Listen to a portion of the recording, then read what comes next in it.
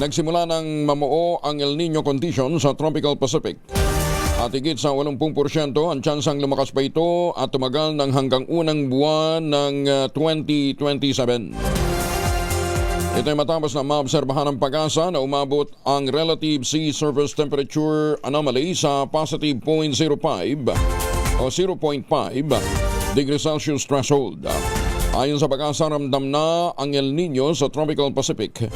At karamihan sa climate models ay nagsasabing merong higit na 80% ng posibilidad na maging isang ganap na El Nino na magpapatuloy hanggang sa unang bahagi ng 2027.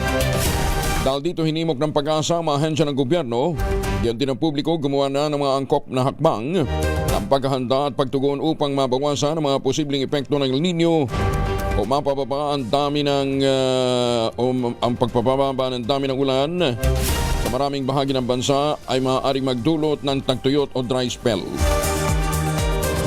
Nagiging likas na phenomenon ang El Nino sa klima na nangyayari kapag umiinit nang higit sa normal ang temperatura sa ibabaw ng karagatan sa gitna at silangang bahagi ng Tropical Pacific. Lian Loreto mula sa Pag-asa. Ma'am Lian, good morning! Good morning po sir at sa lahat ng ating mga taga-subaybay.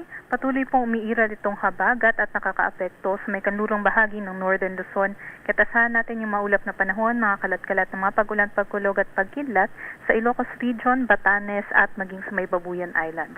But for Metro Manila and the rest of the country, inaasahan po natin yung mainit at malinsangang panahon, kaya't magdala pa rin po tayo ng payong at mga panangga po sa matinding sikat ng araw. Wala naman po tayong binabantayan na bagong sama ng panahon at wala din po nakataas na anumang gale warning. Sa ngayon nga po, or kahapon po, nagdeklara na po tayo ng El Nino Advisory at ibig sabihin nga po nito ay makakaranas po tayo ngayong habagat ng mas malalakas sa mga pag-ulan. Pero pagsapit naman po ng Nobyembre hanggang sa Marso ay asahan po natin na mataas po yung tsansa ng mga drought, dry spell and dry events. Yan naman po latest mula dito sa Pag-asa. Lian Loreto, magandang umaga. Maraming salamat, Ma'am Lian Loreto mula sa Pag-asa.